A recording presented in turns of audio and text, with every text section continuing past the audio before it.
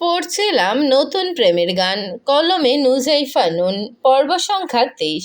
সৌরভ, তুমি? তোমার সাথে আমার বিয়ে হয়েছে? কথা বলো সৌরভ, প্লিজ চুপ করে থেকো না। সৌরভ শান্ত চোখে নোরার দিকে তাকিয়ে রয়।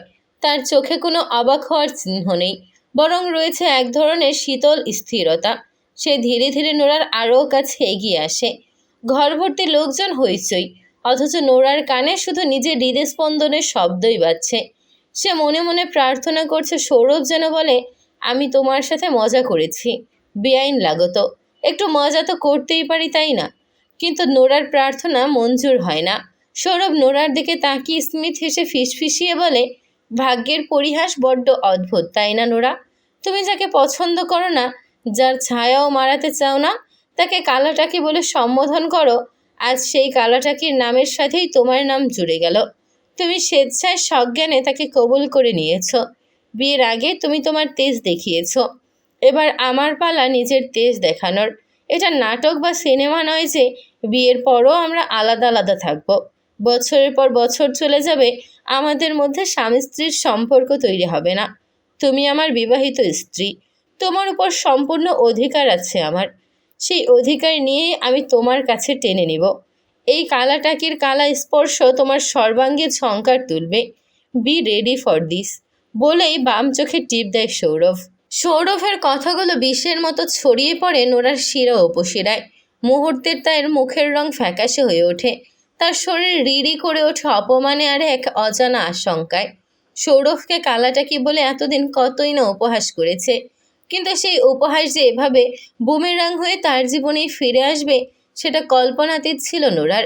নোরা জল ভর্তি চোখ নিয়ে সৌরভের সামনে থেকে সরে আসে। ঈশিতা চৌধুরী আলিয়া বেগমের সাথে রুষ্ট গলায় কথা বলছিলেন। তার আনন্দ ঝরে ঝরে পড়ছে।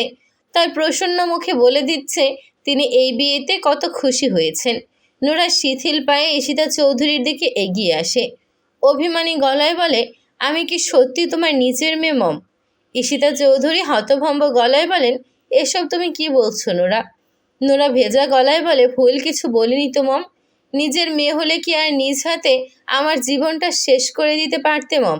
আমাকে জ্বলন্ত আগুনে ছুঁড়ে ফেলে দিয়ে তুমি এত আনন্দ ফুর্তি করতে পারতে বলো? ঈশিতা চৌধুরী মুহূর্তের জন্য স্তব্ধ হয়ে যান। তার গলার আনন্দটুকু যেন নিমিষেই হিম হয়ে যায়। চারপাশে মানুষের কোলাহল, আত্মীয়দের হাসাহাসি, সব কিছু হঠাৎ স্তমিত হয়ে এলো নোরার এই আকস্মিক বিস্ফোরণে। তিনি নোরার হাতটা ধরার চেষ্টা করেন, কিন্তু নোরা ঝটকায় নিজের হাত সরিয়ে নেয়। রুষ্ট গলায় বলে, সবার সামনে এই বিয়ের নাটক করার আগে একবারও কি ভেবে দেখেছ আমার ভালো লাগা, আমার পছন্দ, আমার ইচ্ছের কোনো দাম আছে কি না? আমার মনে হচ্ছে আমি কেবল একটা কাঠের পুতুল, যাকে তোমরা যখন ইচ্ছে যেভাবে ইচ্ছে নাচাচ্ছ, যার তার সাথে আমায় জুড়ে দিচ্ছ। ঈশিতা চৌধুরী অস্ফুট স্বরে বলেন, নোরা, তুমি ভুল বুঝছো। সৌরভ ছেলেটা খারাপ না, বরং সৌরভ অনেক আগে থেকেই, বাক্য শেষ করার আগেই পেছন থেকে পুরুষালী কণ্ঠ ভেসে আসে, সৌরভ অনেক আগে থেকেই তোমাকে ভালোবাসে নোরা। নোরা পিছন ফিরে দেখে শিয়াদাত দাঁড়িয়ে রয়েছে। নোরা ক্ষুধার্ত বাঘিনীর ন্যায় তেড়ে আসে শিয়াদাতের দিকে। ক্রুদ্ধ গলায় বলে, আমাকে কেন ঠকালে শিয়াদাত? কেন আমাকে দ্বিতীয়বার স্বপ্ন দেখিয়ে সেই স্বপ্নগুলো ভেঙে খান খান করে দিলে? কেন শিয়াদাত, কেন? শিয়াদাত নরম গলায় বলে, সৌরভ তোমাকে অনেক ভালোবাসে নোরা। আমার সাথে বিয়ে হলে তোমার হয়তো টাকা পয়সা সোনাদানার অভাব হতো না, কিন্তু যে অভাবটা হতো সেটা হলো ভালোবাসা। ভাতের অভাবে মানুষ না মরলেও ভালোবাসা, যত্নের অভাবে মানুষ মরে যায়। আমি তোমাকে যথেষ্ট স্নেহ করি। আমি তোমার জীবনটা নিজ হাতে শেষ করে দিতে চাইনি নোরা।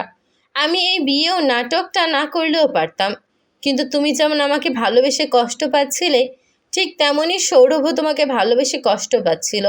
সৌরভ তোমাকে বিয়ের প্রস্তাব দিলে তুমি কখনোই তাকে গ্রহণ করতে না, তাই বাধ্য হয়ে বিয়ের নাটকটা করতে হয়েছে আমাদের। নোরার চোখ দুটো ফাটার ন্যায় জ্বলছে।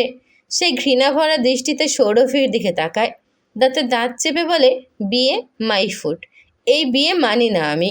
শিয়াদাত নোরাকে বোঝানোর চেষ্টা চালিয়ে বলে, দেখো নোরা, জন্ম মৃত্যু বিয়ে আল্লাহর হাতে, আমাদের হাতে শুধু শপিং, খাওয়া দাওয়া।